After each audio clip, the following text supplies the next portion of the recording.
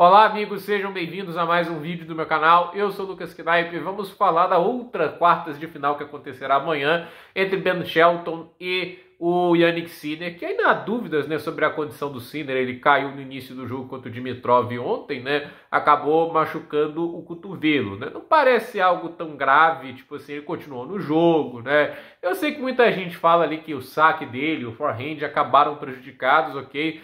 Mas acho que o que mais machucou o Sinner no jogo era a variação do Dimitrov, né? Eu acho que o Sinner ele teve oportunidades ali de tentar variar um pouquinho o jogo dele também, né? Se não dá para acelerar tanto o jogo, né? Apostar um pouco mais em colocação, né? Até porque muitos pontos ele conseguiu ganhar nisso, né?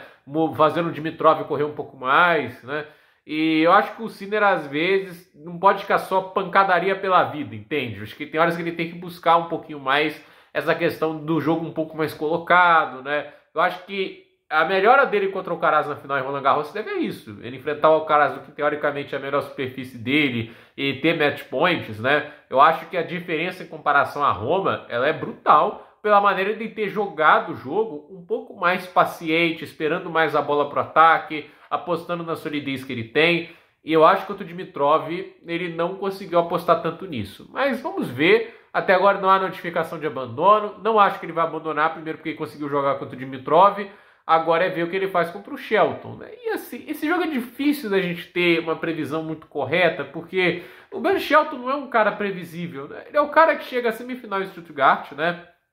Chega lá, ele consegue enfrentar o Zverev lá na semifinal, perde 2 tiebreaks, não é um resultado chocante, um negócio assim pra se jogar fora. Mas vai lá e perde 2 jogos seguidos, né? Ele tem dessas, né? Ele é um tenista que oscila muito. Derrota por Leonard Tim, Eastbourne também, né? Não foi um jogo legal do Shelton, né?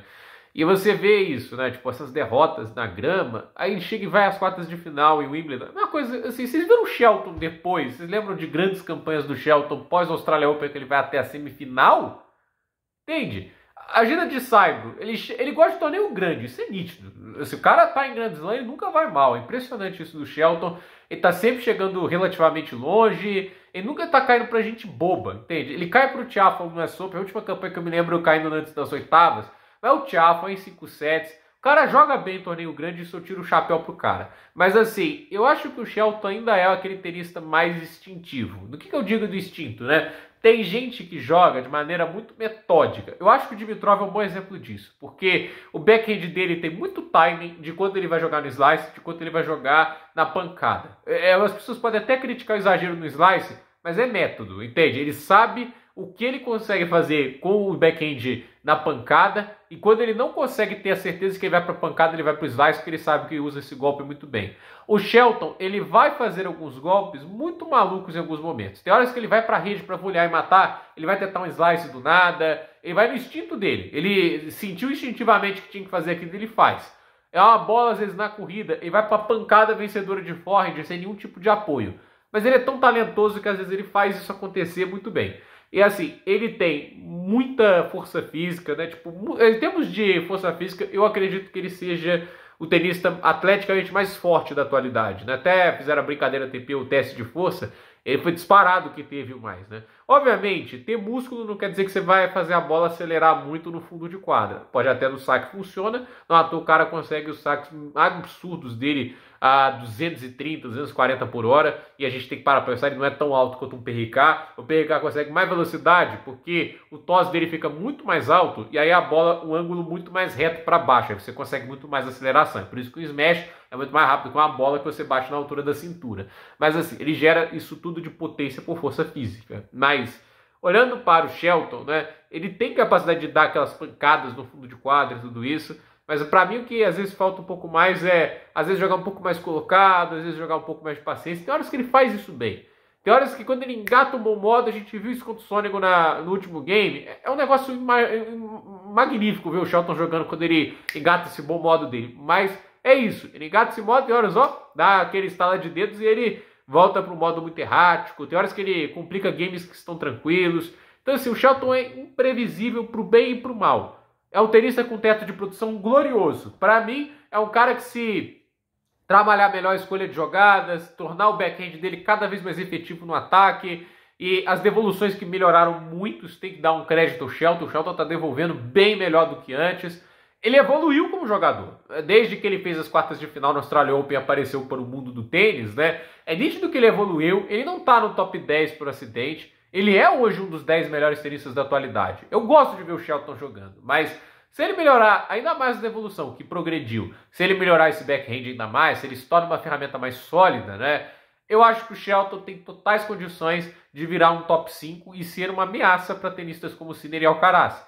A gente viu o jogo contra o Alcaraz e Roland Garros. O Alcaraz não teve vida fácil em nenhum momento do jogo. O Shelton peitou o Alcaraz durante muito tempo do jogo, mas ele perde oportunidades que ele não pode desperdiçar. Isso porque eu digo, às vezes ele é muito instintivo. O set point que ele teve sacando no tie-break do primeiro set contra o Alcaraz não era uma bola tão complicada e ele tinha que, às vezes, talvez, colocar na paralela, pensar em colocação antes de velocidade. Ele foi com tudo para a bola e jogou na rede. Ele teve um set point contra o Sinner no Australian Open na primeira parcial daquela semifinal. Não aproveitou e aí o jogo ficou muito complicado para ele. Então, assim, para mim o Shelton ele tem que trabalhar esses momentos. Ele tem que ser letal quando surgir oportunidade. Até agora nesse torneio ele foi. Mas agora é o maior jogo de todos. É enfrentar o Jannik Sinner. Se o Jannik Sinner estiver saudável, inegavelmente ele é o favorito. A gente sabe que o Sinner tem mais volume de jogo, o Sinner tem melhor direcionamento de golpes, o Sinner também é um bom sacador, e o Sinner, a meu ver, ele constrói os pontos muito melhor do que o Shelton.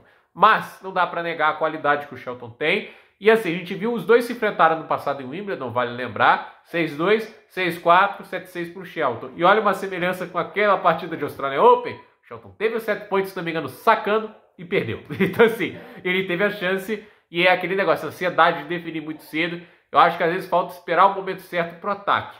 É que aquela história, ele tem talento suficiente para tirar winners de janelas inimagináveis. Isso é bacana, é um cara com um talento natural gigante. Mas amanhã, a meu ver, ele tem que ser cerebral. Ele tem que saber o momento certo para atacar, o momento certo para colocar aquela marcha extra, o momento certo para ser agressivo, vai ter que saber sofrer, porque contra o Sinner não vai dar para ganhar só numa pancadaria instintiva. Pelo menos não é assim que eu vejo. Mas assim, é um tenista que tem talento, é um tenista que tem um senhor saque, é um dos saques mais potentes. Eu acho que ele não pode ficar só na pancada do saque, porque senão ele dá um ritmo de devolução para o Sinner.